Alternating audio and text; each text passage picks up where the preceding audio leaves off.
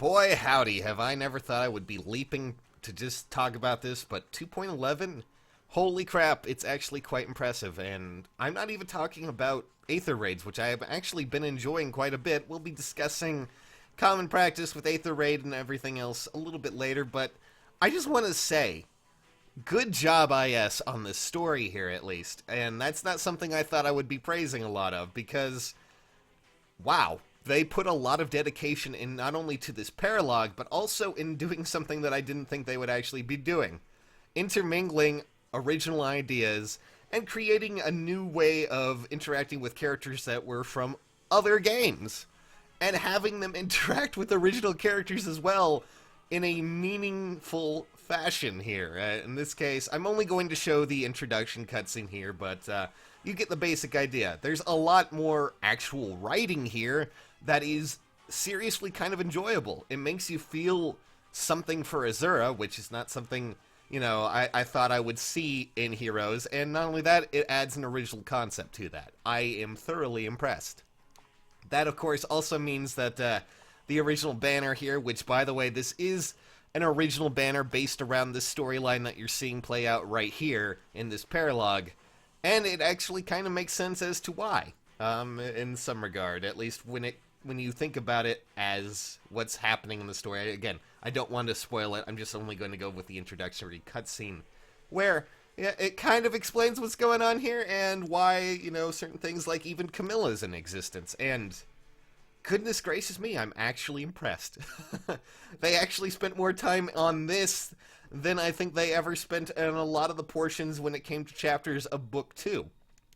So that yields good results. And not only that, it goes throughout all of the paralogs. There's no, dead period where there's no explanation, no storytelling. All three of them have a story to tell, and all of them are actually quite lengthy as well.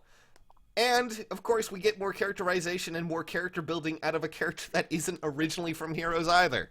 In this case, it's Azura. She actually shows up in her original form. There she is.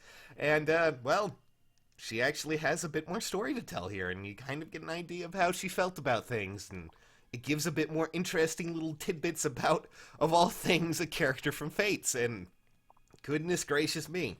I don't want to spoil it too much, because there are spoilers to, at least what seems to be happening with Book 3. We'll have to discuss everything else when it comes to actual Fae channel, but holy crap, I'm actually quite impressed, and that's not, and I'm not sure how else to really say that, because I'm just gonna say this right now, IS. If you can continue to do chapters like this when it comes to the story, I think a lot of the Fire Emblem fans who were kind of hoping for more actual story content will be very, very pleasantly surprised, because I certainly was, and I know some of you might be going, well, it's a mobile game, it's not meant to be something, hugely, story-based, but I think that Fire Emblem's always kind of had a story, and it's always something that people look forward to, even if it's not exactly the greatest.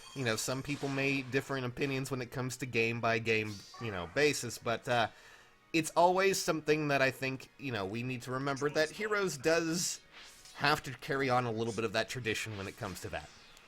And this time, they actually did it really, really well. And of all things, it's on an original creation as well. Because this banner seems to be that. And they even give that explanation to why Camilla's there, and why these characters exist. And I haven't even really touched Aether Raids too much, but now I'm super excited to do so as well.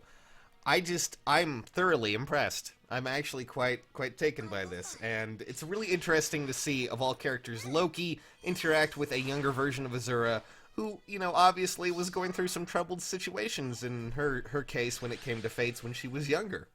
And that was something that we really saw in Fates. And now we see it a little bit more carried out here in Heroes, and, well, we get a little bit of an explanation there. I'm actually quite impressed.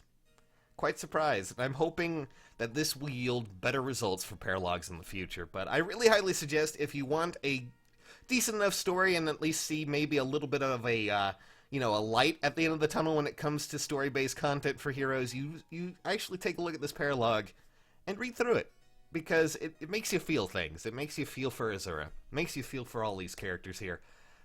And I really want more of this.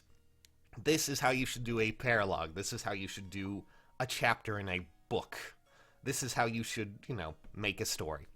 It actually has an arc, it actually has a conclusion, and it's a short and sweet little story about a character that a lot of you really enjoy from Fire Emblem, so definitely go check it out. And I'm hoping and praying that they will continue to do this in the future because, well, we definitely need more characterization like that. Now, if you don't mind, I'm going to try and summon a little bit here before we end the video, because I did have just enough to get the promotional thing. So you know what? Let's try a full summoning session. Let's go the whole circle. And then we will say goodbye, and hopefully we'll get something cool out of it. We'll see what happens, but hopefully you guys and your summoning sessions went as well as this. And, well, I do have to push back the contest finishing date a few days. I will have to explain that a little bit later, but, I'm having some family complications, and things are kind of getting a little bit weird because, well, speaking of stories, let me just say that there's been a fire in Northern California, and it looks like one of my, at least my parents' home up there may have actually gotten hit by it. So that's what I've been dealing with the last little while, and it's been kind of nice to just sit down and enjoy a story that wasn't just like, here's 2 sentences of nothing, and then, they actually give it the nuance it needs, and I'm actually quite impressed. But how do you guys feel about all of that? As for me, well, I'm gonna have to continue to work on that and see what's going on in real life. And hey, look, we got a Merrick. Well,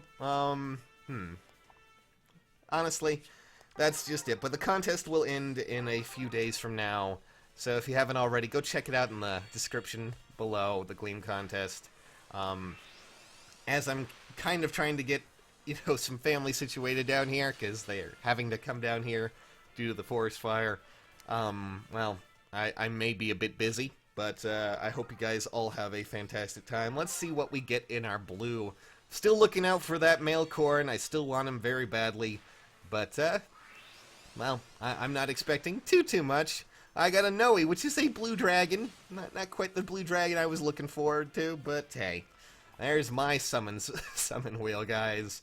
But do tell me your thoughts on the new patch and everything, guys, because I'm just honestly really impressed by all of it. It continues to make me amazed at what they've done here, and it bodes really well for Book 3. Alright, guys, I'll let you guys go. See you soon. Thanks for watching.